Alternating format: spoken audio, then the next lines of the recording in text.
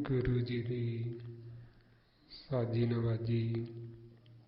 ਗੁਰੂ ਰੂਪ ਗੁਰੂ ਪਿਆਰੀ ਸਾਧ ਸੰਗਤ ਜੀ, ਵਾਹਿਗੁਰੂ ਜੀ ਕਾ ਖਾਲਸਾ, ਵਾਹਿਗੁਰੂ ਜੀ ਕੀ ਫਤਿਹ। ਸਤਿਗੁਰੂ ਗੁਰਬਾਣੀ ਗੁਰੂ ਵਿੱਚ ਆਪਾਂ ਨੂੰ ਜੋ ਮਾਰਗ ਦੱਸ ਰਹੀ, ਪ੍ਰੇਮ ਦਾ ਮਾਰਗ, ਪ੍ਰੇਮ ਦਾ ਪੰਥ, ਇਸ ਪ੍ਰੇਮ ਦੇ ਮਾਰਗ ਤੇ ਚੱਲਦੇ ਹੋਏ ਅਸੀਂ ਪਰਮਾਤਮਾ ਨਿਰੰਕਾਰ ਵਾਹਿਗੁਰੂ ਦੇ ਨਾਲ ਮਿਲਾਪ ਕਰ ਸਕਦੇ। ਜਿਹੜਾ ਪੰਥ ਅਸੀਂ ਭੁੱਲ ਚੁੱਕੇ ਹਾਂ, ਜਿਹੜਾ ਪੰਥ ਅਸੀਂ ਛੱਡ ਚੁੱਕੇ ਹਾਂ, ਉਸੇ ਪੰਥ ਬਾਰੇ ਹੀ ਸਾਨੂੰ ਵਾਰ-ਵਾਰ ਗੁਰਬਾਣੀ ਗੁਰੂ 'ਚ ਸਮਝਾਇਆ ਗਿਆ। ਮਾਰੇ ਫਰਮਾਉਂਦੇ ਪੰਥਾ ਪ੍ਰੇਮ ਨ ਜਾਣਈ, ਭੁੱਲੀ ਫਿਰੇ ਗਵਾਰ। ਕਿ ਜਿਹੜਾ ਪ੍ਰੇਮ ਦਾ ਪੰਥ ਰਾਹ ਸੀ, ਉਸ ਨੂੰ ਅਸੀਂ ਭੁੱਲ ਗਏ, ਸਾਡਾ ਮਨ ਭੁੱਲ ਗਏ। ਇੱਧਰ ਇਸ ਨੇ ਧਾਤ ਦੇ ਰਸਤੇ 'ਤੇ ਚੱਲਣਾ ਸ਼ੁਰੂ ਕਰ ਦਿੱਤਾ। ਹੁਣ ਇਹਨਾਂ ਦੋਵਾਂ ਰਾਹਾਂ ਦੀ ਫਿਰ ਆਪਾਂ ਨੂੰ ਸੰਤ ਜਨਾਂ ਤੋਂ ਸੋਝੀ ਆਉਂਦੀ, ਉਹ ਸਾਨੂੰ ਗਿਆਨ ਦਿੰਦੇ, ਭੇਦ ਦਿੰਦੇ ਕਿ ਜਿਹੜੇ ਪੰਥ 'ਤੇ ਚੱਲਦੇ ਹੋਏ ਅਸੀਂ ਜੀਵਨ ਦੀ ਬਾਜੀ ਨੂੰ ਹਾਰ ਜਾਂਦੇ, ਸਾਡਾ ਮਨ ਦੁਖੀ ਹੁੰਦਾ, ਸ਼ਾਂਤ ਹੁੰਦਾ ਤੇ ਵਾਪਸ ਫੇਰ ਜੂਨਾਂ 'ਚ ਮੁੜ ਜਾਂਦਾ। ਫਿਰ ਆਪਾਂ ਨੂੰ ਉਹ ਰਾਹ 'ਤੇ ਜਾਣ ਤੋਂ ਬੰਦ ਕਰਕੇ ਸਾਨੂੰ ਇਹ ਸੰਤ ਮਾਰਗ 'ਤੇ ਤੋਰ ਦਿੰਦੇ, ਜਿਹਨੂੰ ਪ੍ਰੇਮ ਦਾ ਮਾਰਗ ਕਹਿੰਦੇ। ਮਾਰੇ ਫਰਮਾਉਂਦੇ ਜਹ ਪੈਂਡੇ, ਲੂਟੀ ਪਨਹਾਰੀ, ਸੋ ਮਾਰਗ ਸੰਤ ਅੰਦਰਾਰੀ। ਇਹ ਜਿਹੜੇ ਪੈਂਡੇ, ਜਿਹੜੇ ਰਾਹ 'ਤੇ ਚੱਲਦੇ ਹੋਏ ਅਸੀਂ ਲੁੱਟੇ ਜਾ ਰਹੇ ਸੀ, ਸਾਡਾ ਜਿਹੜਾ ਧਨ ਲੁੱਟਿਆ ਜਾ ਰਿਹਾ ਸੀ, ਸਾਡੇ ਮਨ ਦੀ ਖੁਰਾਕ ਅੰਮ੍ਰਿਤ ਜਲ ਲੁੱਟਿਆ ਜਾ ਰਿਹਾ ਸੀ।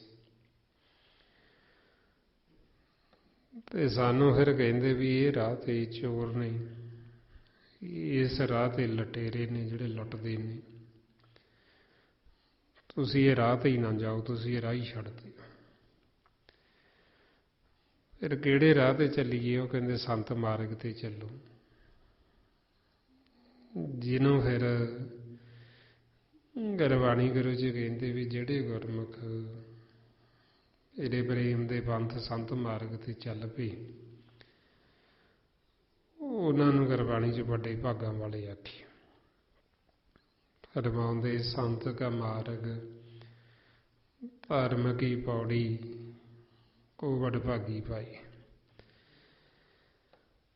ਹੁਣ ਜਦੋਂ ਆਪਾਂ ਇਸ ਮਾਰਗ ਤੇ ਚੱਲਦੇ ਸੰਤ ਮਾਰਗ ਤੇ, ਇਸ ਮਾਰਗ ਤੇ ਬਹੁਤੀ ਭੀੜ ਨਹੀਂ ਹੁੰਦੀ ਕਿਉਂਕਿ ਵਿਰਲੇ ਵਿਰਲੇ ਚੱਲਦੇ। ਜਿਹੜੇ ਇਸ ਮਾਰਗ ਤੇ ਚੱਲਦੇ ਉਹਨਾਂ ਵਰਤਾਈ ਫਿਰ ਕਹਿੰਦੇ ਜੱਗ ਮੇ ਉਤਮ ਕਾਢੀਏ ਵਿਰਲੇ ਕੀ ਬਈ ਇਹ ਜੱਗ ਦੇ ਵਿੱਚ ਜਿਹੜੇ ਸੰਤ ਮਾਰਗ ਤੇ ਚੱਲਦੇ ਉਹ ਵਿਰਲੇ ਨੇ। ਜ਼ਿਆਦਾ ਭੀੜ ਧਾਰ ਦੇ ਰਾਹ ਤੇ, ਜਿਹੜੇ ਰਾਹ ਤੇ ਜੀਵ ਲੁੱਟੇ ਜਾ ਰਹੇ ਉਸੇ ਤੇ ਜ਼ਿਆਦਾ ਭੀੜ ਲੱਗੀ ਹੋਈ ਹੈ। ਸੋ ਇਸ ਵਾਸਤੇ ਫਿਰ ਆਪਾਂ ਨੂੰ ਸਮਝਾਉਂਦੇ ਵੀ ਇਹ ਜਿਹੜਾ ਸੰਤ ਮਾਰਗ ਇਹਦੇ ਤੇ ਚੱਲਦੇ ਤਾਂ ਵਿਰਲੇ ਵਿਰਲੇ ਹੀ ਨੇ, ਪਰ ਇਹ ਮਾਰਗ ਤੇ ਜਿਹੜਾ ਚੱਲਦਾ ਹੈ ਉਹਦਾ ਮਨ ਸੁਖੀ ਹੋ ਜਾਂਦਾ ਹੈ,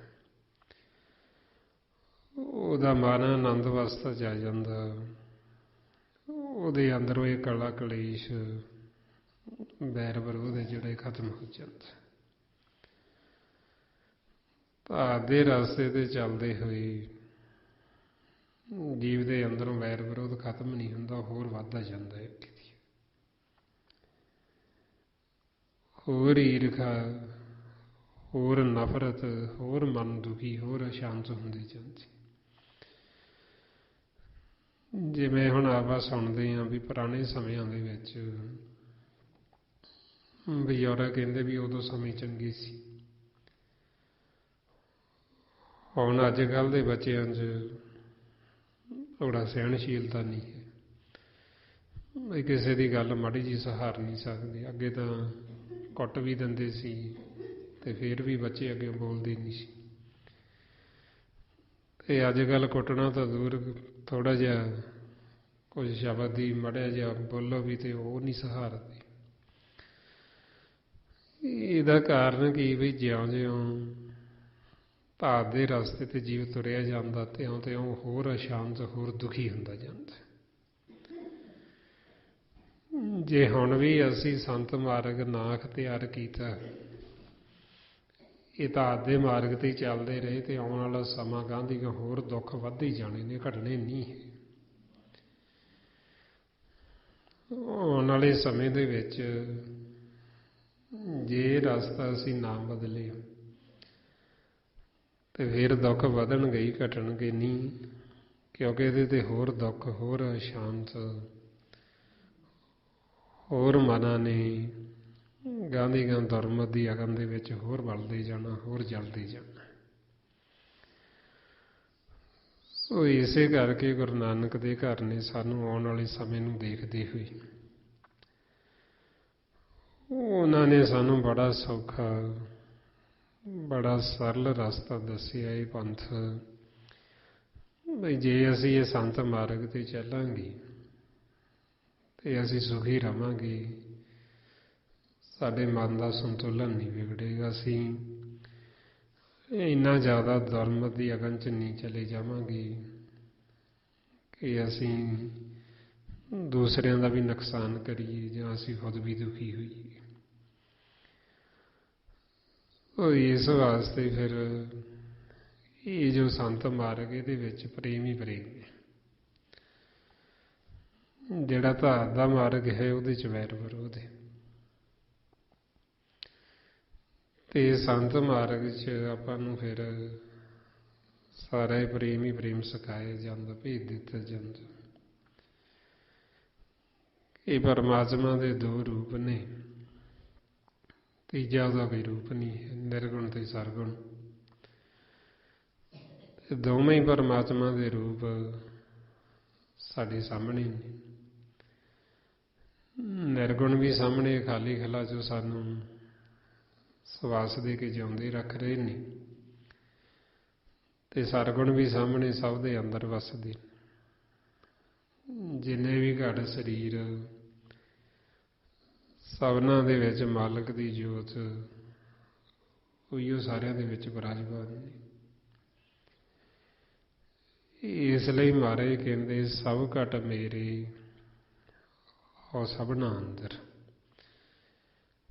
ਇਹ ਜਿੰਨੇ ਵੀ ਘਟ ਸਰੀਰ ਇਹ ਸਾਰੇ ਮੇਰੇ ਹੀ ਨੇ, ਮੈਂ ਸਭ ਦੇ ਅੰਦਰ ਵਸਦਾ। ਤੇ ਜੇ ਤੁਸੀਂ ਸਰਗਰ ਰੂਪ 'ਚ ਮੈਨੂੰ ਦੇਖਣਾ ਚਾਹੁੰਦੇ ਹੋ ਤੇ ਇਹ ਸਾਰਾ ਮੇਰਾ ਹੀ ਸਰਗਰ ਰੂਪ ਹੈ। ਤੇ ਜੇ ਤੁਸੀਂ ਨਿਰਗੁਣ ਰੂਪ 'ਚ ਮੈਨੂੰ ਦੇਖਣਾ ਚਾਹੁੰਦੇ, ਮੈਂ ਹਰ ਪਾਸੇ ਮੌਜੂਦ ਹਾਂ।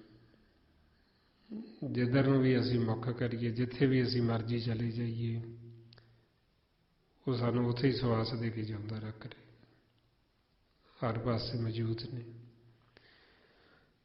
ਇਸ ਲਈ ਮਹਾਰਾਜ ਫਰਮਾਉਂਦੇ ਆਪੇ ਕਰਤਾ ਘਰ ਘਰ ਵੇਖੇ ਦਿਨ ਦਾ ਸਾਸ ਗਿਰਾ ਹੈ, ਕਿ ਸਾਨੂੰ ਕਰਤਾ ਪੁਰਖ ਸਾਹਮਣੇ ਦੇਖ ਰਿਹਾ ਤੇ ਸਵਾਸਾਂ ਦੀ ਗਰਾਹੀ ਦੇ ਕੇ ਸਾਨੂੰ ਜਿਉਂਦਾ ਰੱਖਦੇ ਨੇ। ਉਹਨੇ ਮਾਲਕ ਦੇ ਦੋ ਰੂਪ ਤੇ ਦੋਵਾਂ ਦੀ ਹੀ ਗੁਰਬਾਣੀ ਗੁਰੂ ਚ ਉਸਤਤ ਦੋਵਾਂ ਦੀ ਵਡਿਆਈ ਕੀਤੀ। ਤੇ ਇਸ ਵਾਸਤੇ ਫਿਰ ਇਹ ਸੰਤ ਮਾਰਗ ਦੇ ਉਤੇ ਜਦੋਂ ਆਪਾਂ ਚੱਲਦੇ ਹਾਂ ਤੇ ਫਿਰ ਸਾਨੂੰ ਭੇਦ ਆਉਂਦਾ ਵੀ ਇਹ ਤਾਂ ਸਾਰਾ ਮਾਲਕ ਦਾ ਹੀ ਰੂਪ ਹੈ। ਫਿਰ ਤਾਂ ਅਸੀਂ ਮਾਲਕ ਦਾ ਰੂਪ ਜਾਣ ਕੇ ਸਾਰਿਆਂ ਦਾ ਸਤਿਕਾਰ ਕਰਦੇ ਤੇ ਸਾਰਿਆਂ ਦੇ ਨਾਲ ਪ੍ਰੇਮ ਕਰਦੇ। ਕਿਸੇ ਦੇ ਨਾਲ ਵੈਰ ਵਿਰੋਧ ਕਿਹਦੇ ਨਾਲ ਕਰੀਏ, ਉਹ ਜਦੋਂ ਦੂਜਾ ਹੋਰ ਕੋਈ ਹੈ ਹੀ ਨਹੀਂ ਹੈ, ਜਦੋਂ ਸਭ ਦੇ ਵਿੱਚ ਹੀ ਮਾਲਕ ਹੈ। ਇਸ ਲਈ ਮਹਾਰਾਜ ਕਹਿੰਦੇ ਵਾਹ ਵਾਹ ਵੈਰ ਵਿਰੋਧ ਨਾ ਕਰੀਏ ਕਾਹੂ, ਘਟ ਘਟ ਅੰਤਰ ਬ੍ਰਹਮ ਸਮਾਹੂ। ਵੈਰ ਵਿਰੋਧ ਤਾਂ ਕਰੀਏ ਜੇ ਕੋਈ ਦੂਜਾ ਹੋਵੇ, ਜੇ ਕੋਈ ਹੋਰ ਵਸਦਾ ਹੋਵੇ ਫਿਰ ਤਾਂ ਕਰੀਏ, ਤੇ ਜਦੋਂ ਇੱਕ ਮਾਲਕ ਹੀ ਹੈ ਤੇ ਫਿਰ ਕਿਹਦੇ ਨਾਲ ਕਰੀਏ। ਫਿਰ ਮਾੜਾ ਕਿਹਨੂੰ ਆਖੀਏ ਜਦੋਂ ਸਭ ਦੇ ਅੰਦਰ ਉਹੀਓ ਬੈਠਾ।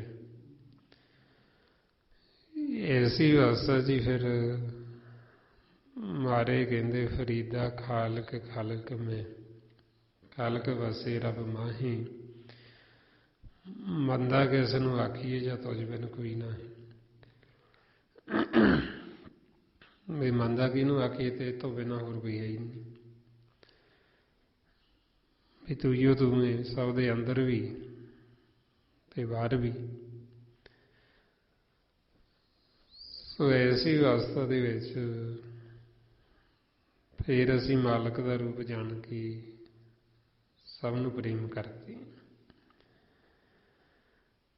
ਤੇ ਇਹੀਓ ਸਤਿਗੁਰੂ ਆਪਾਂ ਨੂੰ ਸਮਝਾਉਂਦੇ ਬਈ ਇਹ ਪ੍ਰੇਮ ਦਾ ਮਾਰਗ, ਪ੍ਰੇਮ ਦਾ ਹੀ ਖੇਲ ਹੈ।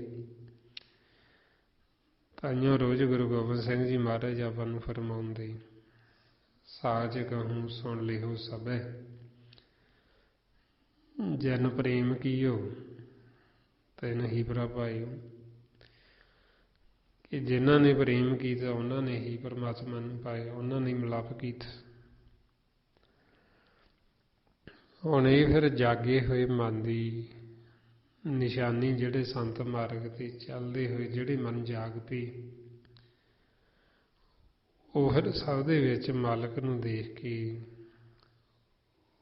ਉਹਨਾਂ ਦਾ ਸੀਸ ਸਭ ਦੇ ਅੱਗੇ ਝੁਕਦਾ। ਜਦੋਂ ਸਾਹਮਣੇ ਨਿਰਗੁਣ ਸਵਾਸ ਦੇ ਰਿਹਾ ਉਹਨੂੰ ਵੀ ਸੀਸ ਝੁਕਾਉਂਦੇ, ਜਦੋਂ ਸਰਗਰ ਰੂਪ 'ਚ ਸਾਹਮਣੇ ਆਉਂਦਾ ਉਹਨੂੰ ਵੀ ਸੀਸ ਝੁਕਾਉਂਦੇ, ਉਹਨੂੰ ਵੀ ਫਤਿਹ ਬੁਲਾਉਂਦੇ।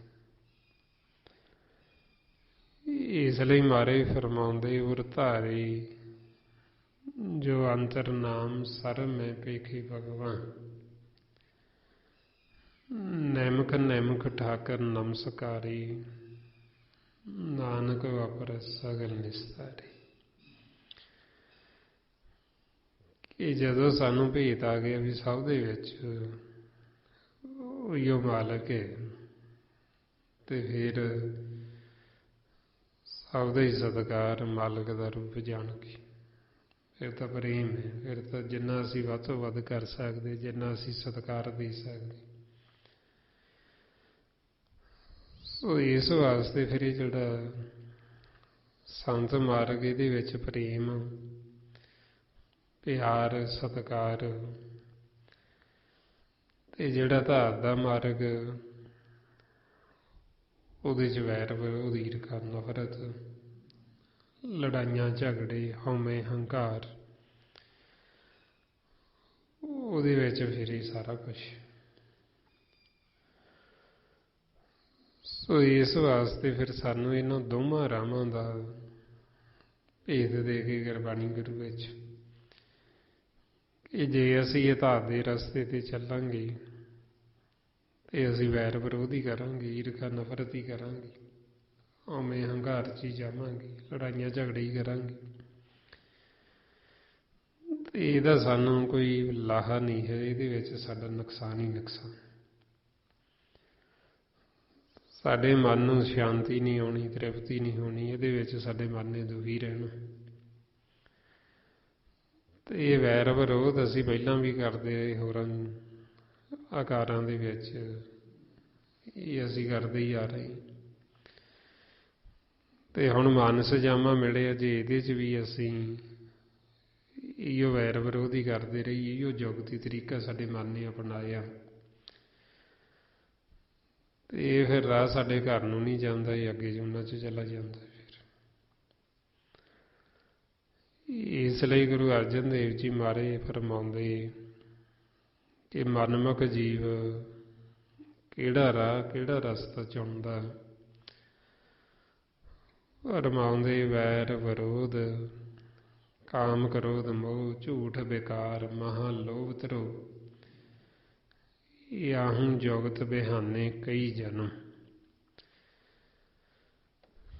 ਕਿ ਉਹ ਇਹ ਜੁਗਤੀ ਤਰੀਕਾ ਅਪਣਾਉਂਦਾ, ਤੇ ਪਹਿਲਾਂ ਵੀ ਅਪਣਾਉਂਦਾ ਰਿਹਾ, ਤੇ ਇਸ ਕਰਕੇ ਜਨਮਾਂ ਦੇ ਵਿੱਚ, ਜੂਨਾਂ ਦੇ ਵਿੱਚ ਗਾਂਧੀ ਤੁਰੇ ਆ ਰਹੇ। ਤੇ ਹੁਣ ਵੀ ਜੇ ਇਹੋ ਜੁਗਤੀ ਤਰੀਕਾ ਅਪਣਾਇਆ ਤੇ ਵਾਪਸ ਫੇਰ ਮੁੜ ਜਾਂਗੇ। ਸੋ ਇਸ ਵਾਸਤੇ ਫਿਰ ਸਾਨੂੰ ਕਹਿੰਦੇ ਵੀ ਇਹ ਰਸਤਾ ਜਿਹੜਾ ਹੈ ਮਨਮੁਖਾਂ ਦਾ, ਇਹ ਧਾਰ ਦਾ ਮਾਰਗ ਹੈ, ਇਹਦੇ ਵਿੱਚ ਦੁੱਖ ਹੀ ਦੁੱਖ ਨੇ। ਜੇ ਅਸੀਂ ਇਸ ਮਾਰਗ 'ਤੇ ਚੱਲ ਰਹੇ ਹਾਂ ਤੇ ਆਖੀਏ ਵੀ ਸਾਡੇ ਮਨ ਨੂੰ ਸੁੱਖ ਮਿਲੇਗਾ, ਤੇ ਸੁੱਖ ਮਿਲਣਾ ਨਹੀਂ। ਸੁੱਖ ਲੈਣ ਵਾਸਤੇ ਮੇਰੇ ਲੱਭਦਾ ਰਾਹ ਹੈ ਸੰਤ ਮਾਰਗ। ਤਾਂਹੀਓ ਸਾਨੂੰ ਕਹਿੰਦੇ ਵੀ ਜੇ ਸੁੱਖ ਲੈਣਾ ਤੇ ਸੰਤਾਂ ਦੀ ਸੰਗਤ ਕਰੋ, ਸੰਤਾਂ ਦੀ ਸ਼ਰਨ ਦੇ ਵਿੱਚ ਆਓ। ਹੁਣ ਵੈਸੇ ਤਾਂ ਸਾਡੇ ਸਾਰਿਆਂ ਦੇ ਮਨਾਂ ਨੂੰ ਹੀ ਗੁਰਬਾਣੀ 'ਚ ਸੰਤ ਆਖਿਆ, ਕਿਉਂਕਿ ਅਸੀਂ ਸਾਰੇ ਬੱਚੇ ਹਾਂ ਅਕਾਲ ਪੁਰਖ ਪਰਮੇਸ਼ਰ ਦੇ, ਤੇ ਸਾਨੂੰ ਸੰਤ ਕਹਿ ਕੇ ਹੀ ਸੰਬੋਧਨ ਕਰਦੇ ਕਿ ਜੇ ਤੁਸੀਂ ਸੰਤੋਂ ਸੁੱਖ ਲੈਣਾ ਚਾਹੁੰਦੇ ਹੋ, ਆਤਮਿਕ ਸੁੱਖ, ਸਦਾ ਸੁੱਖ, ਫਿਰ ਸਾਨੂੰ ਕਹਿੰਦੇ ਵੀ ਤੁਸੀਂ ਸਤਿਗੁਰਾਂ ਦੀ ਸ਼ਰਨ 'ਚ ਆ ਜਾਓ, ਸਤ ਸੰਗਤ ਦੇ ਵਿੱਚ ਆ ਜਾਓ, ਆ ਕੇ ਭੇਤ ਲੈ ਲਓ। ਮਾਰੇ ਫਰਮਾਉਂਦੇ ਸੰਤੋ ਸੁਣੋ ਸੁਣੋ ਜਨ ਭਾਈ, ਗੁਰ ਕਾਢੀ ਬਾਂਹ ਕੋ ਕੀਜੇ, ਜੇ ਆਤਮ ਕੋ ਸੁਖ ਸੁਖ ਨਿਤ ਲੋੜੋ, ਤਾਂ ਸਤਿਗੁਰ ਸ਼ਰਨ ਪਵੀਛੇ। ਕਿ ਜੇ ਤੁਸੀਂ ਸਦਾ ਸੁੱਖ ਭਾਲਦੇ ਹੋ ਤੇ ਸਤਿਗੁਰਾਂ ਦੀ ਸ਼ਰਨ ਦੇ ਵਿੱਚ ਆ ਜਾਓ। ਸਤਿਗੁਰਾਂ ਦੀ ਸ਼ਰਨ ਦੇ ਵਿੱਚ ਵੀ ਹੁਣ ਅਸੀਂ ਉਦੋਂ ਆਉਂਦੇ ਹਾਂ ਜਦੋਂ ਸਾਡੇ ਮਨ ਨੂੰ ਗਿਆਨ ਹੁੰਦਾ। ਜਦੋਂ ਸਾਡੇ ਮਨ ਨੂੰ ਸੋਝੀ ਆਉਂਦੀ, ਫਿਰ ਇਹ ਸਤਿਗੁਰਾਂ ਦੀ ਸ਼ਰਨ 'ਚ ਬਹਿੰਦਾ, ਨਹੀਂ ਤਾਂ ਬਹਿੰਦਾ ਹੀ ਨਹੀਂ, ਜਦੋਂ ਇਹਨੂੰ ਪਤਾ ਹੀ ਨਹੀਂ। ਤਾਂਹੀਓ ਸਾਨੂੰ ਕਹਿੰਦੇ ਵੀ ਜੇ ਤੁਸੀਂ ਸੁੱਖ ਲੈਣਾ ਤੇ ਸਤਿਗੁਰਾਂ ਦੀ ਸ਼ਰਨ ਦੇ ਵਿੱਚ ਆਓ, ਸਤ ਸੰਗਤ ਦੇ ਵਿੱਚ ਆਓ। ਸਤ ਸੰਗਤ ਦੇ ਵਿੱਚ ਆ ਕੇ ਸਾਨੂੰ ਗਿਆਨ ਭੇਤ ਆਉਂਦਾ ਵੀ ਸੁੱਖ ਹੈ ਕਿੱਥੇ, ਤੇ ਆਪਾਂ ਨੂੰ ਸਤਿਗੁਰੂ ਦੱਸਦੇ ਵੀ ਸੁੱਖ ਸਾਡੇ ਘਰ ਦੇ ਵਿੱਚ।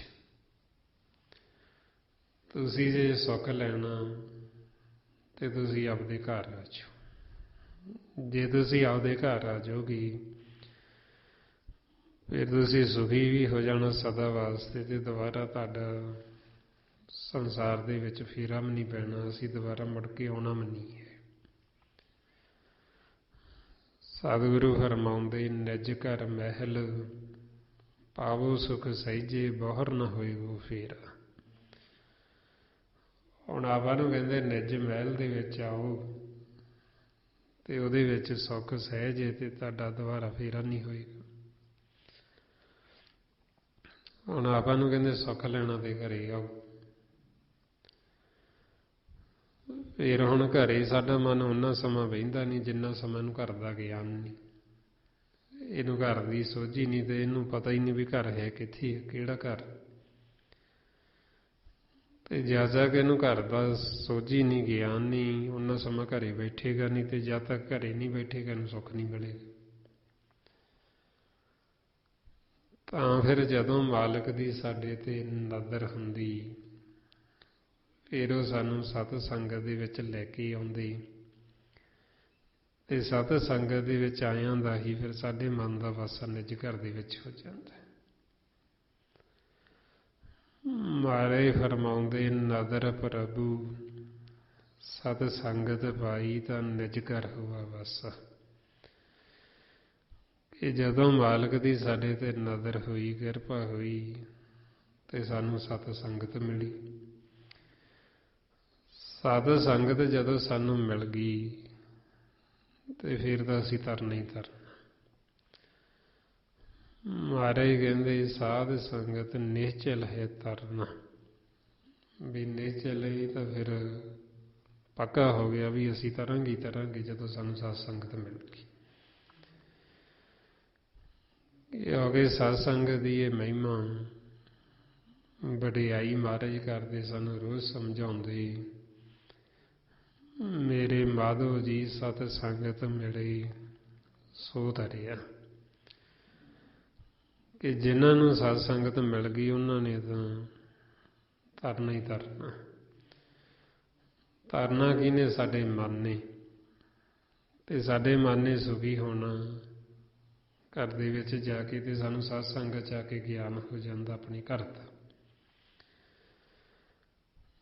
ਕਿ ਸਾਡਾ ਘਰ ਹੈ ਨਿਸ਼ਚਲ, ਜਿਸੇ ਕੋਈ ਵਿਚਾਰ, ਜਿੱਥੇ ਕੋਈ ਫੁਰਨਾ ਨਹੀਂ ਹੁੰਦਾ। ਜਿਸੇ ਵਿਚਾਰ ਚੱਲਦੇ, ਫੁਰਨੇ ਚੱਲਦੇ, ਬਗਾਨਾ ਘਰ, ਬਗਾਨਾ ਦੇਸ਼, ਇਸ ਨੂੰ ਕਾਲ ਦਾ ਦੇਸ਼ ਆਖੀ।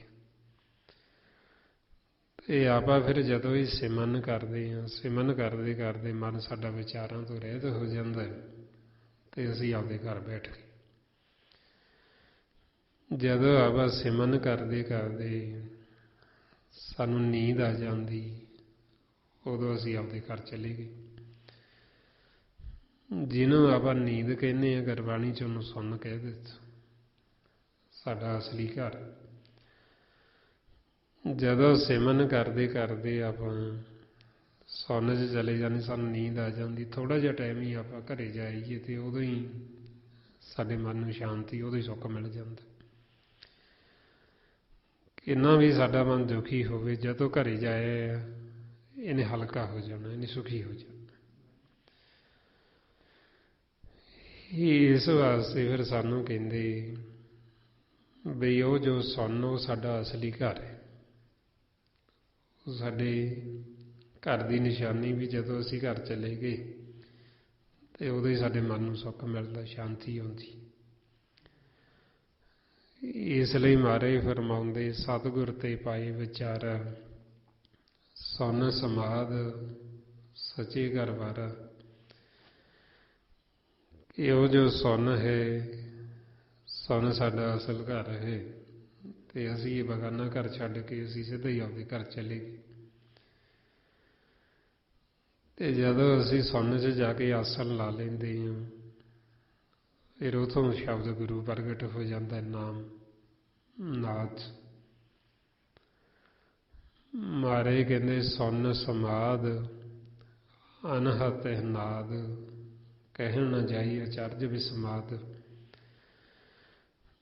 ਵੀ ਉਥੇ ਫਿਰ ਜਿਹੜਾ ਆਨੰਦ ਸੁੱਖ ਅਚਰਜ ਹੈਰਾਨ ਕਰ ਦੇਣ ਵਾਲਾ, ਉਥੇ ਸਾਡਾ ਮਨ ਵਿਸਮਾਦ ਹੋ ਜਾਂਦਾ।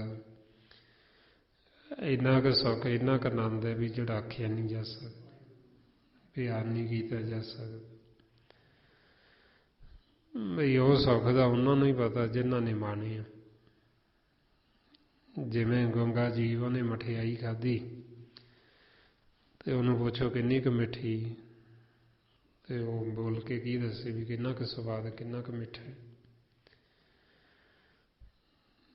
ਸੋ ਇਸੇ ਤਰ੍ਹਾਂ ਹੀ ਮਹਾਰਾਜ ਕਹਿੰਦੇ, ਕਹੋ ਕਬੀਰ ਗੂੰਗੇ ਗੁੜ ਖਾਇਆ, ਪੁੱਛੇ ਤੋ ਕਿਆ ਕਹੀਏ। ਵੀ ਗੂੰਗੇ ਨੇ ਗੁੜ ਖਾਧਾ, ਉਹਨੂੰ ਪੁੱਛੀਏ ਵੀ ਕਿੰਨਾ ਕੁ ਮਿੱਠਾ, ਤੇ ਉਹ ਕੀ ਦੱਸੇ ਬੋਲ ਕੇ। ਤੇ ਉਹ ਤਾਂ ਫਿਰ ਇਸ਼ਾਰੇ ਨਹੀਂ ਸਮਝਾ ਸਕਦਾ ਵੀ ਤੂੰ ਵੀ ਖਾ ਕੇ ਦੇਖ ਲੈ, ਵੀ ਖਾਏਗਾ ਤੇ ਤੈਨੂੰ ਆਪੇ ਸਵਾਦ ਦਾ ਪਤਾ ਲੱਗ ਜੇ। ਸੋ ਇਸੇ ਕਰਕੇ ਹੀ ਫਿਰ ਜਿਨ੍ਹਾਂ ਨੇ ਇਹ ਸਵਾਦ ਚੱਖਿਆ, ਉਹਨਾਂ ਨੇ ਫਿਰ ਆਪਾਂ ਨੂੰ ਦੱਸਿਆ ਵੀ ਤੁਸੀਂ ਵੀ ਜਾਓ, ਤੁਸੀਂ ਵੀ ਚੱਖੋ।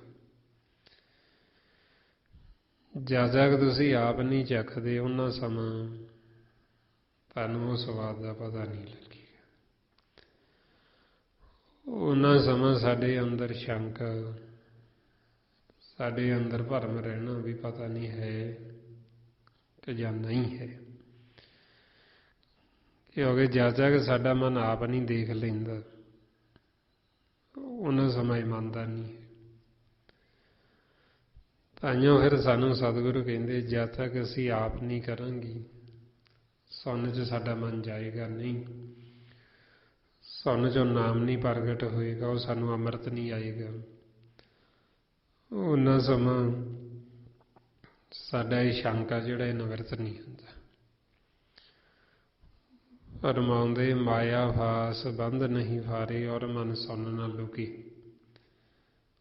ਆਪਾ ਪਦ ਨਿਰਵਾਣ ਨਾ ਚੀਨੇ, ਅਨ ਵਦਾ ਵੀ ਨਾ ਚੁਕੇ। ਵੀ ਜਦ ਤੱਕ ਅਸੀਂ ਨਿਰਵਾਣ ਪਦ ਦੀ ਆਪ ਨਹੀਂ ਪ੍ਰਾਪਤੀ ਕਰਦੇ, ਆਪ ਨਹੀਂ ਅਸੀਂ ਨਾਮ ਤੱਕ ਪਹੁੰਚਦੇ, ਉਹਨਾਂ ਸਮਾਂ ਇਹ ਸਾਡਾ ਸ਼ੰਕਾ ਹੈ। ਇਸ ਵਾਸਤੇ ਗੁਰੂ ਸਾਹਿਬ ਕਹਿੰਦੇ ਤੁਸੀਂ ਆਪ ਕਰੋ, ਤੁਸੀਂ ਆਪ ਉੱਥੇ ਪਹੁੰਚੋ, ਤੁਸੀਂ ਆਪ ਸਿਮਰਨ ਕਰੋ, ਸੁਣ 'ਚ ਜਾਓ। ਸੁਣ 'ਚ ਤੁਸੀਂ ਆਸਣ ਲਾ ਕੇ ਬੈਠੋ ਤੇ ਉਥੋਂ ਸ਼ਬਦ ਪ੍ਰਗਟ ਹੋਏਗਾ, ਤੁਸੀਂ ਸ਼ਬਦ ਨੂੰ ਆਪ ਸੁਣੋ। ਜਦੋਂ ਸੁਣਾਂਗੇ ਉਹਦੇ ਵਿੱਚੋਂ ਅੰਮ੍ਰਿਤ ਆਏਗਾ, ਤੇ ਉਹ ਕਿੰਨਾ ਕੁ ਮਿੱਠਾ, ਕਿੰਨਾ ਕੁ ਸਵਾਦ ਹੈ, ਉਹ ਫਿਰ ਜਦੋਂ ਅਸੀਂ ਆਪ ਛਕਾਂਗੇ ਤੇ ਉਹ ਫਿਰ ਅਸੀਂ ਬਿਆਨ ਨਹੀਂ ਕਰ ਸਕਦੇ।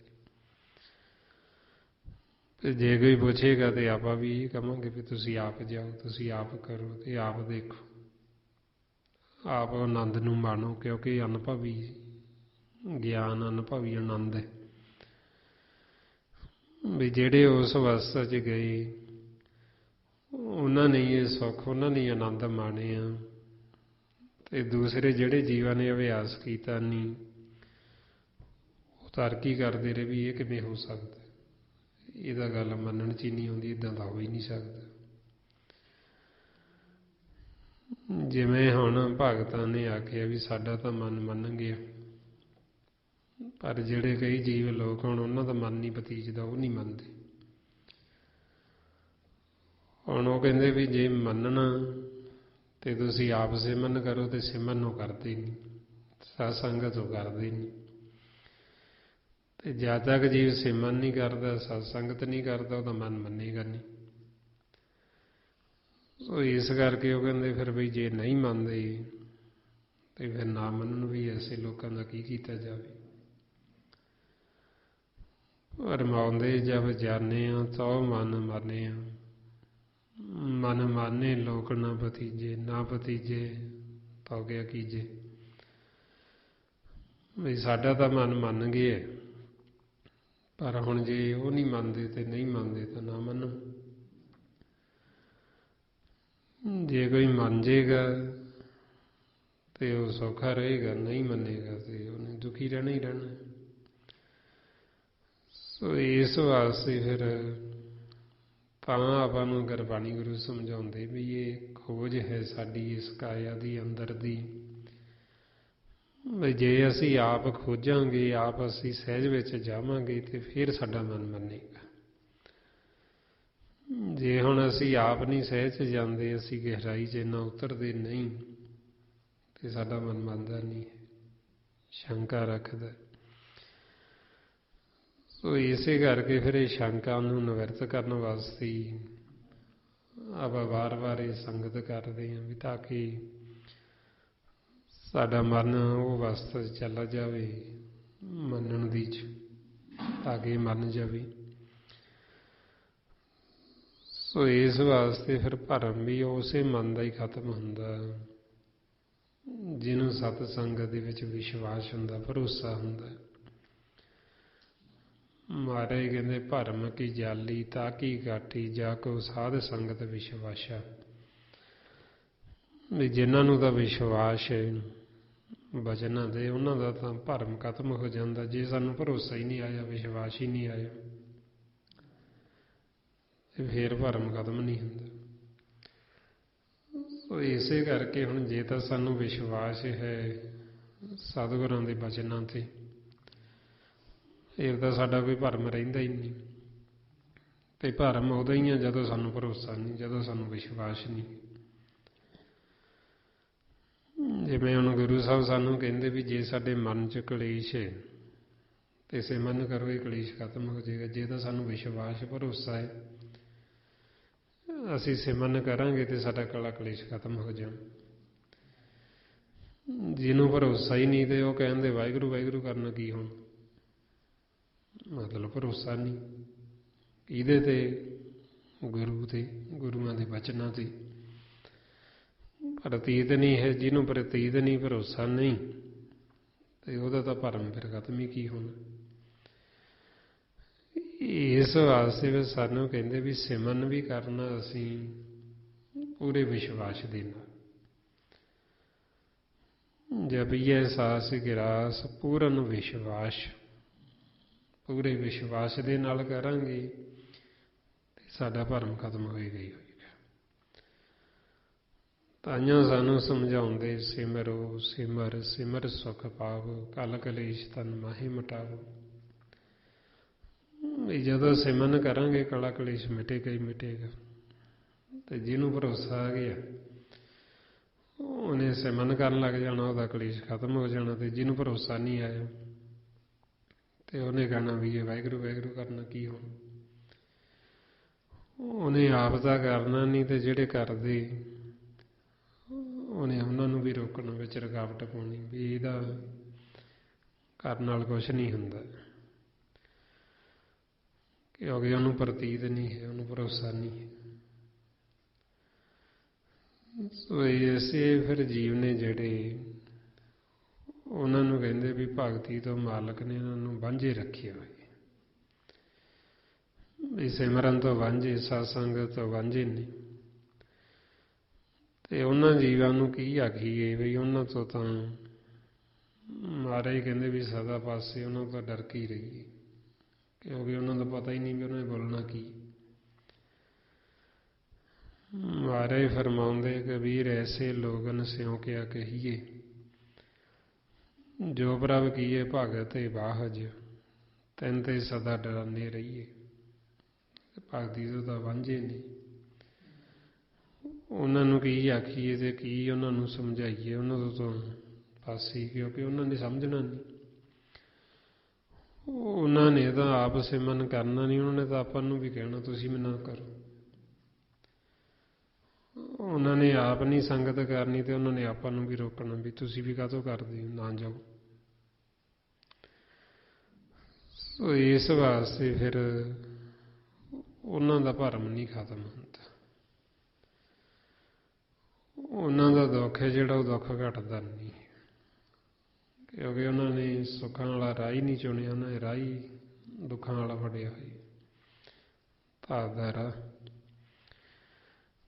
ਤੇ ਇਹਦੇ ਵਿੱਚ ਫਿਰ ਦੁੱਖ ਹੋਰ ਗਾਂਹ ਦੀ ਗਾਂਹ ਵੱਧਦੇ ਜਾਂਦੇ, ਜਿਹਾ ਜਿਹਾ ਅਸੀਂ ਉਹ ਰਸਤਾ ਤੈਅ ਕਰਦੇ ਜਾਂਦੇ ਭਾਵ ਦਾ, ਪਰਮਾਤਮਾ ਤੋਂ ਨਹੀਂ ਦੂਰ ਹੁੰਦੇ ਜਾਂਦੇ।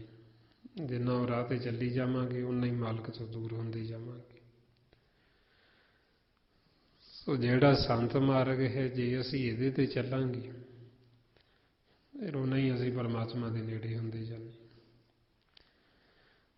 ਤਾਂਹੀਓ ਮਹਾਰਾਜ ਕਹਿੰਦੇ, ਕਬੀਰ ਸੰਤ ਕੀ ਗਹਿਲ ਨਾ ਛੋੜੀਏ, ਮਾਰਗ ਲਾਗੂ ਜਾਈ।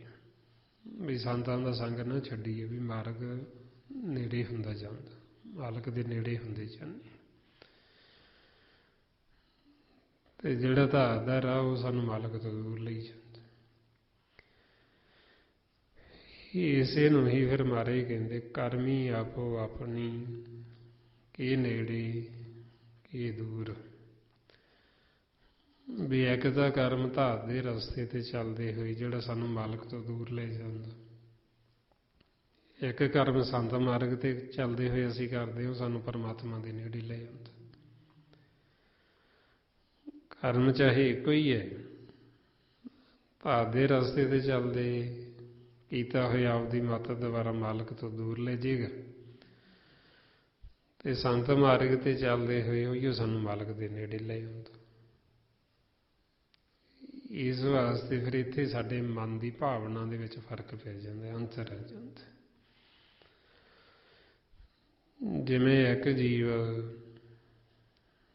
ਸੰਸਾਰ ਦੇ ਵਿੱਚ ਆਪਦੇ ਜਾਣੇ ਪੁੰਨ ਦਾਨ ਵੀ ਕਰਦਾ, ਪਰ ਜੇ ਉਹ ਸੰਤ ਮਾਰਗ 'ਤੇ ਨਹੀਂ ਚੱਲਿਆ ਤੇ ਉਹ ਜੇ ਦਾਨ ਵੀ ਕਰੇਗਾ ਕੋਈ ਚੀਜ਼, ਤੇ ਉਹਦੇ ਅੰਦਰ ਨਾਲ ਦੀ ਨਾਲ ਹੀ ਹੋਰ ਹਉਮੈ, ਹੋਰ ਹੰਕਾਰ ਆ ਜਾਏਗਾ ਕਿ ਮੈਂ ਇੰਨਾ ਦਾਨ ਕੀਤਾ, ਮੈਂ ਆਹ ਚੀਜ਼ ਦਾਨ ਦਿੱਤੀ। ਕਿਉਂਕਿ ਉਹਦਾ ਜਿਹੜਾ ਮਨ ਹੈ, ਮਨ ਦੀ ਭਾਵਨਾ ਜਿਹੜੀ ਉਹ ਉੱਥੇ ਕੰਮ ਕਰਦੀ ਹੈ। ਹੁਣ ਕਈ ਤਾਂ ਦਿੰਦੇ ਹੀ ਇਸ ਕਰਕੇ ਵੀ ਜਿੰਨਾ ਅਸੀਂ ਦਿੱਤਾ ਉਹ ਤੋਂ 10 ਗੁਣਾ ਵੱਧ ਸਾਨੂੰ ਮਿਲੇ, ਭਾਵਨਾ ਮਨ ਦੀ। ਵੀ ਜਿੰਨਾ ਦੇਵਾਂਗੇ ਜੀ ਉਹ ਤੋਂ ਵੱਧ ਦਾਨ ਦਿੱਤਾ ਹੋਇਆ ਵੀ ਉਹ ਤੋਂ ਵੱਧ ਮਿਲਦਾ, ਜੇ 100 ਦੇਵਾਂਗੇ ਤੇ 1000 ਮਿਲਦਾ। ਉਹ ਕੀਤਾ ਹੋਇਆ ਸਾਡਾ ਉੱਦਾਂ ਦੀ ਭਾਵਨਾ ਸਾਡੀ, ਤੇ ਉਹ ਵੀ ਸਾਡਾ ਕੀਤਾ ਹੋਇਆ ਉਹ ਇੱਕ ਪਾਪ ਬਣ ਜਾਂਦਾ।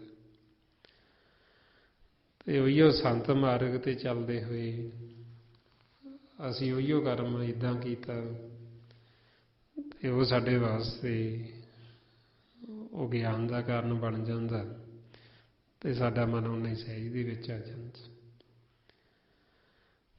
ਕਿਉਂਕਿ ਉਹ ਮਨ ਦੀ ਭਾਵਨਾ ਸਾਡੀ ਇੱਥੇ ਬਦਲ ਜਾਂਦੀ। ਸੰਤ ਮਾਰਗ 'ਤੇ ਜੇ ਅਸੀਂ ਕਰਾਂਗੇ ਉਦੋਂ ਮਨ ਦੀ ਭਾਵਨਾ ਹੋਰ ਹੋਏਗੀ, ਧਾਤ ਦੇ ਮਾਰਗ 'ਤੇ ਚੱਲਦੇ ਹੋਏ ਜੀਵ ਕਰੇਗਾ ਉਹਦੇ ਮਨ ਦੀ ਭਾਵਨਾ ਹੋਰ ਹੋਏਗੀ।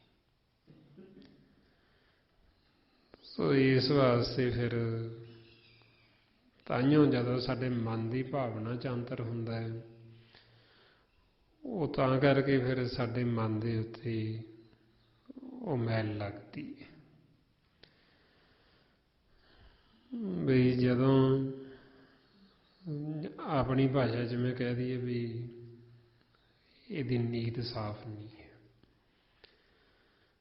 ਜਿਵੇਂ ਕਹਿੰਦੇ ਨੀਤਾਂ ਨੂੰ ਮੁਰਾਦਾਂ ਹੁੰਦੀ, ਨੀਤ ਕੀ ਵੀ ਮਨ ਦੀ ਭਾਵਨਾ ਵੀ ਉਹ ਨਹੀਂ ਸਾਫ਼। ਹੁਣ ਮਨ ਦੀ ਭਾਵਨਾ ਸਾਫ਼ ਸੰਤ ਮਾਰਗ ਤੋਂ ਬਿਨਾਂ ਹੁੰਦੀ ਨਹੀਂ। ਜਦ ਤੱਕ ਜੀਵ ਸਤ ਸੰਗਤ ਨਹੀਂ ਕਰਦਾ ਉਹਦਾ ਮਨ ਤਾਂ ਸਾਫ਼ ਹੁੰਦਾ ਹੀ ਨਹੀਂ। ਮਨ ਦੇ ਵਿੱਚ ਤਾਂ ਉਹੀ ਵੈਰ ਵਿਰੋਧ ਵਸਿਆ ਹੁੰਦਾ, ਹਉਮੈ ਹੰਕਾਰ ਵਸੀ ਹੁੰਦੀ ਹੈ। ਤੇ ਮਨ ਤਾਂ ਉਹ ਫਿਰ ਜੇ ਆਖੇ ਵੀ ਮੇਰੀ ਭਾਵਨਾ ਬੜੀ ਸਾਫ਼ ਹੈ ਜੀ, ਭਾਵਨਾ ਤਾਂ ਸਾਫ਼ ਹੋ ਹੀ ਨਹੀਂ ਸਕਦੀ। ਤਾਂਹੀਓ ਫਿਰ ਸਾਨੂੰ ਇਹ ਵਡਿਆਈ ਦੱਸੀ ਸੰਤਾਂ ਦੇ ਸੰਗ ਦੀ, ਵੀ ਉਹਨਾਂ ਦਾ ਸੰਗ ਕਰਕੇ ਸਾਡੇ ਮਨ ਦੀ ਮੈਲ ਇਉਂ ਉਤਰਦੀ ਜਿਵੇਂ ਕੱਪੜੇ ਦੀ ਮੈਲ ਸਾਬਣ ਦਾ ਸੰਗ ਕਰਕੇ ਉਤਰ ਜਾਂਦੀ। ਮਾਰੇ ਫਰਮਾਉਂਦੇ ਹਰ ਕੇ ਸੰਤ, ਸੰਤ ਭਲ ਨੀਕੇ, ਮਿਲ ਸੰਤ ਜਨਾ ਮਲ ਲਹੀਏ, ਹਉਮੈ ਦੁਰਤ ਗਈ ਸਭ ਨੀਕਰ, ਜਿਉਂ ਕਾਪੜ ਸਾਬਣ ਕਰਿਆ। ਬਈ ਜਿਵੇਂ ਕੱਪੜੇ ਦੀ ਮੈਲ ਨਿਕਲ ਗਈ ਸਾਬਣ ਦਾ ਸੰਗ ਕਰਕੇ, ਤੇ ਸੰਤਾਂ ਦਾ ਸੰਗ ਕਰਕੇ ਸਾਡੇ ਮਨ ਚੋਂ ਮੈਲ ਨਿਕਲਦੀ ਦੁਰਮਤ ਦੀ, ਤੇ ਸਾਡਾ ਮਨ ਸ਼ੁੱਧ ਹੋ ਜਾਂਦਾ, ਸਾਡੇ ਮਨ ਦੀ ਭਾਵਨਾ ਸ਼ੁੱਧ ਹੋ ਜਾਂਦੀ। ਫਿਰ ਸ਼ੁੱਧ ਮਨ ਦੇ ਨਾਲ ਕੀਤਾ ਹੋਇਆ ਸਾਰਾ ਕੁਝ ਹੀ ਉਹ ਸਾਡਾ ਪ੍ਰਵਾਨ ਹੈ। ਤੇ ਜਦੋਂ ਮਨ ਮੈਲਾ ਧਾਰ ਦੇ ਰਸਤੇ ਤੇ ਉਹ ਕੀਤਾ ਹੋਇਆ ਉਹ ਸਾਡਾ ਸਾਰਾ ਹੀ ਪਾਪ ਬਣ ਜਾਂਦਾ। ਤਾਂਹੀਓ ਸਾਨੂੰ ਸਮਝਾਉਂਦੇ ਵੀ ਹੁਕਮ ਤੋਂ ਆਕੀ ਹੋ ਕੇ ਸੰਤ ਮਾਰਗ ਨੂੰ ਛੱਡ ਕੇ ਅਸੀਂ ਜੋ ਵੀ ਕਰਦੇ ਹਾਂ ਫਿਰ ਉਹਨੂੰ ਪਾਪ ਕਹਿੰਦੇ ਵੀ ਜਿਨ੍ਹਾਂ ਨੇ ਨਾਮ ਨੂੰ ਵਿਸਾਰ ਕੇ ਹੋਰ ਕਰਮਾਂ ਨੂੰ ਜ਼ਿਆਦਾ ਅਹਿਮੀਅਤ ਦਿੱਤੀ, ਵਿਚਾਰਾਂ ਨੂੰ, ਫੁਰਨਿਆਂ ਨੂੰ, ਉਹਨਾਂ ਦਾ ਮਨ ਹੈ ਜਿਹੜਾ ਉਹ ਚੋਰ ਹੈ। ਤੇ ਚੋਰ ਨੂੰ ਜਿਵੇਂ ਸੰਨ ਲਾਉਂਦੇ ਨੂੰ ਫੜ ਲਈਏ ਉਹਦੇ ਕੁੱਟ ਪੈਂਦੀ, ਇਸੇ ਤਰ੍ਹਾਂ ਮਨਮੁੱਖਾਂ ਦੀ। ਮਹਾਰਾਜ ਫਰਮਾਉਂਦੇ ਜਿਨੀ ਨਾਮ ਵਿਸਾਰਿਆ ਬਹੁ ਕਰਮ ਕਮਾਵਣ ਹੋਰ, ਨਾਨਕ ਜੰਪੁਰ ਵਧੇ ਮਾਰੀਏ ਜਿਉ ਸੰਨੀ ਉੱਪਰ ਚੋਰ। ਬਈ ਜਿਵੇਂ ਉਹ ਸੰਨ ਲਾਉਂਦੇ ਚੋਰ ਦੇ ਕੁੱਟ ਪੈਂਦੀ, ਇਸੇ ਤਰ੍ਹਾਂ ਮਨਮੁੱਖਾਂ ਦੀ ਜਿਹੜੇ ਧਾਰ ਦੇ ਰਾਹ ਤੇ ਚੱਲਦੇ ਹੋਏ ਹੁਕਮ ਤੋਂ ਆਕੀ ਹੋ ਗਏ। ਸੋ ਇਸ ਵਾਸਤੇ ਫਿਰ ਸਾਨੂੰ ਕਹਿੰਦੇ ਵੀ ਇਹ ਸੰਤ ਮਾਰਗ ਤੇ ਚੱਲੋ। ਜੇ ਅਸੀਂ ਇਹਦੇ ਤੇ ਚੱਲਾਂਗੇ ਸਾਡੇ ਕੀਤੇ ਹੋਏ ਪਾਪ ਚਿਰਾਂ ਦੇ ਉਹ ਵੀ ਸਾਡੇ ਖੰਡਨ ਹੋ ਜਾਂਦੇ। ਸੰਤ ਮਾਰਗ ਤੇ ਚੱਲਦੇ ਹੋਏ ਅਸੀਂ ਸਿਮਰਨ ਕਰਦੇ ਹਾਂ, ਸਿਮਰਨ ਕਰਾਂਗੇ ਸਾਨੂੰ ਇੱਧਰ ਵੀ ਸੁੱਖ ਤੇ ਸਾਨੂੰ ਆਪਦੇ ਘਰ ਦਾ ਵੀ ਸੁੱਖ। ਇਸ ਲਈ ਸਾਰੇ ਸੁੱਖ ਫਿਰ ਸਿਮਰਨ ਦੇ ਵਿੱਚ ਹੀ ਮਨ ਨੂੰ ਮਿਲਦੇ। ਮਹਾਰਾਜ ਫਰਮਾਉਂਦੇ ਹਲਤ ਸੁਖ ਪਲਤ ਸੁਖ ਸਰਬ ਸੁਖ ਸਿਮਰਨ, ਨਾਮ ਗੋਬਿੰਦ ਕਾ ਸਦਾ ਲੀਜੇ। ਮਿਟੇ ਕਮਾਣੇ ਪਾਪ ਚਿਰਾਣੇ, ਸਾਧ ਸੰਗਤ ਮਿਲ ਮੁਆ ਜੀਜੇ। ਕਿ ਚਿਰਾਂ ਤੋਂ ਸਾਡੇ ਮਨ ਦੇ ਕੀਤੇ ਹੋਏ ਪਾਪ ਉਹ ਵੀ ਸਾਰੇ ਖੰਡਨ ਹੋ ਜਾਂਦੇ ਜਦੋਂ ਅਸੀਂ ਮਾਲਕ ਦਾ ਸਿਮਰਨ ਕਰਦੇ, ਤੇ ਸਾਰੇ ਸੁੱਖ ਸਾਡੇ ਮਨ ਨੂੰ ਮਿਲਦੇ। ਹਲਤ ਸੁੱਖ ਪਲਤ ਸੁੱਖ, ਇਸ ਲੋਕ ਦਾ ਵੀ ਸੁੱਖ ਤੇ ਪਰਲੋਕ ਦਾ ਵੀ ਸੁੱਖ।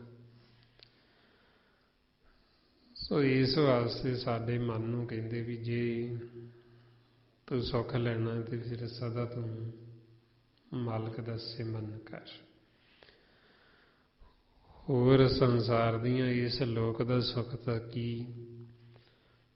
ਸਤਿਗੁਰੂ ਸਾਨੂੰ ਕਹਿੰਦੇ ਤੁਹਾਨੂੰ ਅਬਨਾਸੀ ਰਾਜ ਦੇ ਦਿਆਂਗੇ ਜਿਹੜਾ ਕਦੇ ਨਾਸ ਨਹੀਂ ਹੁੰਦਾ। ਇਧਰ ਸੰਸਾਰ ਦੀ ਤਾਂ ਹਰ ਇੱਕ ਚੀਜ਼ ਨਾਸਵਾਨ ਹੈ, ਸਰੀਰ ਵੀ ਨਾਸ ਹੋਣ ਵਾਲਾ, ਤੇ ਇਸ ਸੰਸਾਰ ਦੇ ਅਹੁਦੇ ਕਿੱਡਾ ਵੱਡਾ ਵੀ ਮਿਲ ਜੇ ਇਹ ਵੀ ਨਾਸਵਾਨ, ਇਹ ਵੀ ਮਿਥਿਆ ਹੋਏ। ਸਾਨੂੰ ਕਹਿੰਦੇ ਵੀ ਹੋਰ ਤਾਂ ਸੁੱਖ ਕੀ, ਜੇ ਤੁਸੀਂ ਅਬਨਾਸੀ ਸੁੱਖ ਵੀ ਲੈਣਾ ਸਦਾ, ਤੇ ਤੁਸੀਂ ਫਿਰ ਮਾਲਕ ਦਾ ਸਿਮਰਨ ਕਰੋ। ਅਰਮਾਉਂਦੇ ਖੋਜਤ ਖੋਜਤ ਇਹੋ ਤੱਤ ਵਿਚਾਰਿਓ, ਦਾਸ ਗੋਬਿੰਦ ਪਰੈਣ ਅਬਨਾਸੀ ਖੇਮ ਚਾਹੇ ਜੇ ਨਾਨਕ, ਸਦਾ ਸਿਮਰਨ ਰਹਿਣ।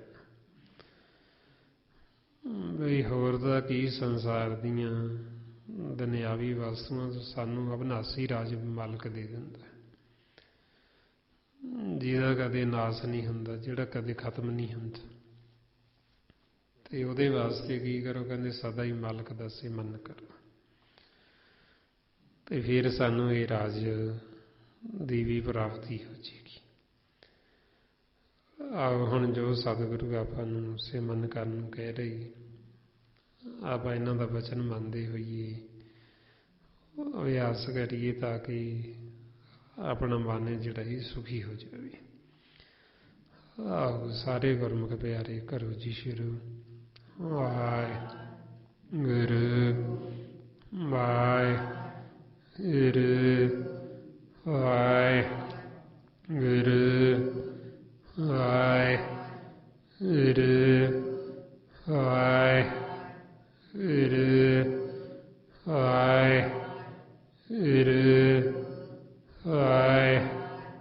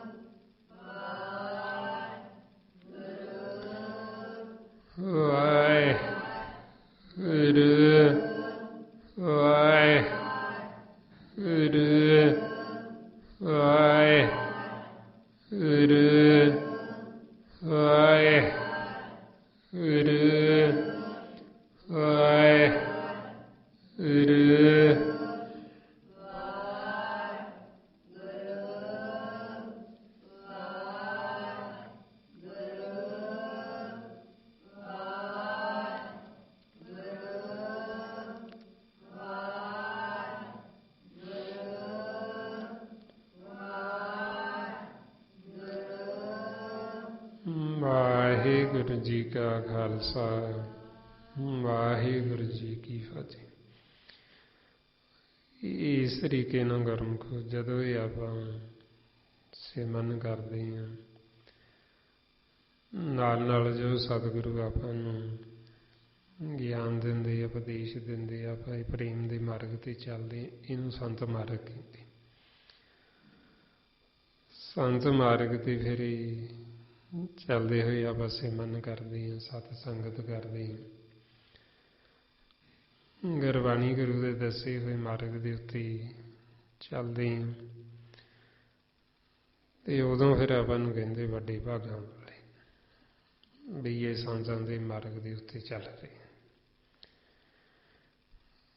ਉਹ ਇਸ ਮਾਰਗ ਤੇ ਫਿਰ ਚੱਲਦੇ ਹੋਏ ਚਾਹੇ ਆਪਾਂ ਨੂੰ ਕੋਈ ਚੰਗਾ ਆਖੇ, ਚਾਹੇ ਕੋਈ ਆਪਾਂ ਨੂੰ ਮੰਦਾ ਆਖੇ, ਆਪਾਂ ਆਪਦਾ ਹੀ ਮਾਰਗ ਨਹੀਂ ਛੱਡਣਾ। ਆਪਾਂ ਆਪਦਾ ਜਿਹੜਾ ਗੁਣ ਸਹਿਜ ਵਾਲਾ ਉਹ ਨਹੀਂ ਗਵਾਉਣਾ। ਅਸੀਂ ਆਪਦਾ ਪ੍ਰੇਮ ਦੀ ਅਵਸਥਾ ਦੇ ਵਿੱਚ ਹੀ ਚੱਲਣਾ। ਆਪਾਂ ਆਪਦਾ ਸਿਮਰਨ ਕਰਦੇ ਰਹਿਣਾ, ਮਾਲਕ ਦੇ ਗੁਣ ਗਾਉਂਦੇ ਰਹਿਣਾ। ਮਹਾਰਾਜ ਫਰਮਾਉਂਦੇ ਹਰ ਜਨ ਰਾਮ ਨਾਮ ਗੁਣ ਗਾਵੇ, ਜੇ ਕੋ ਨਿੰਦ ਕਰੇ ਹਰ ਜਨ ਕੀ, ਸੋ ਆਪਣਾ ਗੁਣ ਨਾ ਗਵਾਵੇ। ਵੀ ਜੇ ਕੋਈ ਨਿੰਦਿਆ ਵੀ ਕਰਦਾ ਹੈ ਤੇ ਅਸੀਂ ਆਪਦੀ ਨਿੰਦਿਆ ਸੁਣ ਕੇ ਉਹਦੀ ਨਹੀਂ ਨਿੰਦਿਆ ਕਰਨ ਲੱਗ ਜਾਂਦੇ। ਵੀ ਸਾਨੂੰ ਮਾੜਾ ਕਹਿੰਦਾ ਤੇ ਇਹ ਮਾੜਾ ਹੈ ਜੀ, ਤੇ ਫਿਰ ਤਾਂ ਅਸੀਂ ਆਪਦਾ ਗੁਣ ਵੀ ਗਵਾ ਲਿਆ। ਸੋ ਇਸ ਵਾਸਤੇ ਜੇ ਕੋਈ ਆਪਣੀ ਨਿੰਦਿਆ ਕਰਦਾ ਵੀ ਹੈ, ਸਗੋਂ ਤੇ ਉਹ ਤਾਂ ਆਪਣੇ ਕੱਪੜੇ ਧੋਂਦਾ, ਤਾਂ ਸਾਡੀ ਮੈਲ ਧੋਂਦਾ ਚੰਗਾ। ਕਿਸੇ ਦਾ ਆਪਾਂ ਸਿਮਰਨ ਕਰਕੇ ਮਨ ਦੀ ਮੈਲ ਲਾਉਂਦੇ ਹਾਂ, ਕਿਤੇ ਉਹ ਨਿੰਦਿਆ ਕਰ ਕਰਕੇ ਸਾਡੀ ਫਰੀ 'ਚ ਹੀ ਮੈਲ ਲਾਈ ਜਾਂਦਾ। ਇਸੇ ਕਰਕੇ ਭਗਤਾਂ ਨੇ ਆਖਿਆ ਨਿੰਦੋ ਨਿੰਦੋ ਲੋਗੋ ਮੋਕੋ ਨਿੰਦੋ, ਨਿੰਦਾ ਜਨ ਕੋ ਖਰੀ ਪਿਆਰੀ, ਨਿੰਦਾ ਬਾਪ ਨਿੰਦਾ ਮਹਿਤਾਰੀ। ਬਈ ਜਦੋਂ ਸਾਡੀ ਨਿੰਦਿਆ ਹੁੰਦੀ, ਨਿੰਦਾ ਹੋਏ ਤਾਂ ਵੈਕੁੰਠ ਜਾਈਏ, ਵੀ ਨਿੰਦਾ ਹੋਵੇ ਤੇ ਸਾਡਾ ਇਸ਼ਨਾਨ ਹੋ ਜਾਂਦਾ। ਵੀ ਨਿੰਦਿਆ ਕਰਕੇ ਜੀਵ ਸਾਡੇ ਮਨ ਦੀ ਮੈਲ ਲਾਉਂਦਾ। ਨਿੰਦਕ ਹਮਾਰੇ ਕੱਪੜੇ ਧੋਵੇ, ਵੀ ਸਾਡੇ ਉਹ ਕੱਪੜੇ ਫਰੀ 'ਚ ਧੋਂਦਾ। ਵੀ ਸਾਡੀ ਮੈਲ ਜਿਹੜੀ ਉਹ ਫਰੀ 'ਚ ਲਾਉਂਦਾ ਕਰ ਕਰਕੇ। ਹੁਣ ਜੇ ਕੋਈ ਆਪਣਾ ਕੰਮ ਕਰੇ ਤੇ ਉਹ ਵੀ ਫਰੀ ਦੇ ਵਿੱਚ, ਆਪਾਂ ਨੂੰ ਕੁਝ ਦੇਣਾ ਨਾ ਪਵੇ, ਮਨਜ਼ੂਰੀ, ਤੇ ਆਪਾਂ ਉਹਦਾ ਧੰਨਵਾਦ ਹੀ ਕਰਾਂਗੇ ਵੀ ਤੇਰਾ ਧੰਨਵਾਦ ਵੀ ਤੂੰ ਸਾਡਾ ਫਰੀ 'ਚ ਕੰਮ ਕੀਤਾ। ਉਹ ਇਸ ਕਰਕੇ ਫਿਰ ਇਹਨੂੰ ਕਹਿੰਦੇ ਗਿਆਨ, ਗੁਰੂ ਦੀ ਮੱਤ। ਵੀ ਜੇ ਤਾਂ ਸਾਨੂੰ ਗਿਆਨ, ਫਿਰ ਤਾਂ ਅਸੀਂ ਉਹਦਾ ਧੰਨਵਾਦ ਕਰਾਂਗੇ, ਤੇ ਜੇ ਸਾਨੂੰ ਗਿਆਨ ਨਹੀਂ, ਅਸੀਂ ਉਹਦੇ ਨਾਲ ਲੜਨਾ ਸ਼ੁਰੂ ਕਰ ਦਾਂਗੇ। ਵੀ ਸਾਨੂੰ ਮਾੜਾ ਕਹਿ ਰਹੇ ਤੇ ਤੁਹਾਨੂੰ ਕੌਣ ਸਾਨੂੰ ਮਾੜਾ ਕਹਿਣ ਵਾਲਾ, ਤੂੰ ਆਪ ਕਿਹੋ ਜਿਹਾ। ਫਿਰ ਅੱਗਿਓਂ ਉਹ ਲੜਾਈ ਸ਼ੁਰੂ ਹੋ ਜਾਏਗੀ, ਸਾਡੇ ਅੰਦਰ ਵੀ ਅਗਰ ਨੂੰ ਭੜਕ ਉੱਠੇਗੀ। ਇਸ ਵਾਸਤੇ ਫਿਰ ਜਦੋਂ ਆਪਾਂ ਸੰਤ ਮਾਰਗ 'ਤੇ ਚੱਲਦੇ ਹਾਂ, ਇਹਦੇ ਵਿੱਚ ਫਿਰ ਸੌਖੀ ਸੁੱਖ, ਕਿਉਂਕਿ ਹਰ ਇੱਕ ਪੱਖੋਂ ਸਤਿਗੁਰੂ ਸਾਨੂੰ ਉਪਦੇਸ਼ ਦੇ ਰਹੇ, ਸਾਨੂੰ ਗਿਆਨ ਦੇ ਰਹੇ, ਤਾਂ ਕਿ ਕਿਸੇ ਪਾਸਿਓਂ ਵੀ ਇਹ ਦੁਖੀ ਨਾ ਹੋ ਸਕਣ। ਤੇ ਐਸਾ ਗਿਆਨ ਸਤਿਗੁਰਾਂ ਨੇ ਬਖਸ਼ਿਸ਼ ਆਪਾਂ ਨੂੰ ਕੀਤਾ ਹੈ ਵੀ ਦੁੱਖ ਦਾ ਉਹਨਾਂ ਨੇ ਕੋਈ ਕਾਰਨ ਛੱਡਿਆ ਹੀ। ਦੁਖੀ ਜੇ ਹੋਵਾਂਗੇ ਤੇ ਅਸੀਂ ਆਪਦੀ ਮੱਤ ਦੁਆਰਾ ਹੋਵਾਂਗੇ, ਨਹੀਂ ਤਾਂ ਜੇ ਗੁਰੂ ਦੀ ਮੱਤ ਲੈ ਕੇ ਚੱਲੀਏ ਫਿਰ ਕੋਈ ਦੁੱਖ ਨਹੀਂ। ਸੋ ਇਸ ਵਾਸਤੇ ਹੁਣ ਆਪਾਂ ਇਹ ਸੁੱਖ ਲੈਣ ਵਾਸਤੇ ਵੱਧ ਤੋਂ ਵੱਧ ਸਿਮਰਨ ਕਰਨਾ, ਗੁਰਬਾਣੀ ਗੁਰੂ ਨੂੰ ਪੜ੍ਹ ਕੇ ਵਿਚਾਰਨਾ, ਖੋਜਣਾ, ਤਾਂ ਕਿ ਸਾਡਾ ਮਨ ਨਾ ਪਾਸੇ ਜਾਵੇ, ਅਤੇ ਵੱਧ ਤੋਂ ਵੱਧ ਹੀ ਆਪਾਂ ਸਤਸੰਗਤ ਕਰਨੀ। ਇਹ ਜੋ ਆਪਾਂ ਗਿਆਨ ਦੀ ਸਾਂਝ ਪਾਉਂਦੇ, ਸਾਰਾ ਗੁਰਬਾਣੀ ਗੁਰੂ ਦੁਆਰਾ ਆਪਾਂ ਨੂੰ ਦਿੱਤਾ ਗੁਰਮੁਖ ਜਨਾਂ ਨੇ। ਭਾਈ ਸਾਹਿਬ ਭਾਈ ਸੇਵਾ ਸਿੰਘ ਜੀ ਧਰਮਾਲਾ, ਕਿ ਜੋ ਇਹ ਸੰਤ ਮਾਰਗ ਜਿਹਦੇ 'ਤੇ ਚੱਲਦੇ ਹੋਏ ਆਪਾਂ ਆਪਣਾ ਜੀਵਨ ਹੈ ਜਿਹੜਾ ਇਹ ਸਫਲ ਕਰਨਾ, ਪਰਮਾਤਮਾ ਨਿਰੰਕਾਰ ਨਾਲ ਮਿਲਾਪ ਕਰਨਾ। ਤੇ ਉਹ ਤਾਂ ਹੀ ਹੋਏਗਾ ਜਦੋਂ ਹੁਣ ਇਹ ਆਪਾਂ ਸੰਤ ਮਾਰਗ ਦੇ ਉੱਤੇ ਚੱਲਾਂਗੇ। ਸੋ ਇੰਨੀਆਂ ਬੇਨਤੀਆਂ, ਇੰਨੇ ਵਿਚਾਰ ਕਰਦਿਆਂ ਹੋਇਆਂ, ਜੇ ਕੋਈ ਐਸਾ ਸ਼ਬਦ ਬੋਲਿਆ ਗਿਆ ਹੋਵੇ ਸੰਗਤ ਅਤੇ ਸਤਿਗੁਰੂ ਬਖਸ਼ਣ ਯੋਗ ਨੇ, ਬਖਸ਼ ਲੈਣਾ ਜੀ। ਵਾਹਿਗੁਰੂ ਜੀ ਕਾ ਖਾਲਸਾ, ਵਾਹਿਗੁਰੂ ਜੀ ਕੀ ਫਤਿਹ। ਵਾਹਿਗੁਰੂ ਵਾਹਿਗੁਰੂ ਵਾਹਿਗੁਰੂ ਵਾਹਿਗੁਰੂ ਵਾਹਿਗੁਰੂ ਵਾਹਿਗੁਰੂ ਵਾਹਿਗੁਰੂ ਵਾਹਿਗੁਰੂ ਵਾਹਿਗੁਰੂ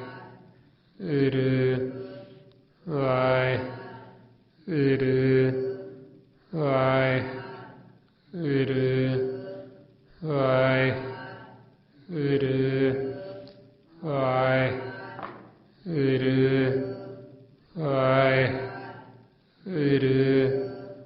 ਵਾਹਿਗੁਰੂ ਵਾਹਿਗੁਰੂ ਵਾਹਿਗੁਰੂ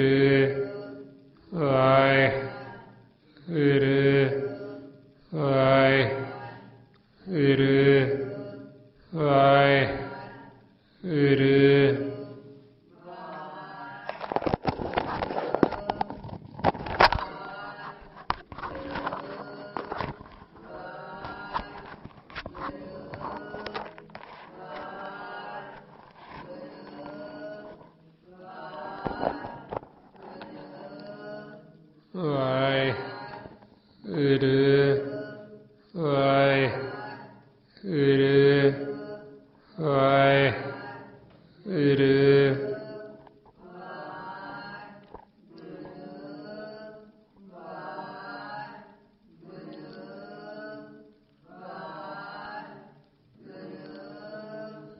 ਵਾਹਿਗੁਰੂ ਜੀ ਕਾ ਖਾਲਸਾ ਵਾਹਿਗੁਰੂ ਜੀ ਕੀ ਫਤਿਹ।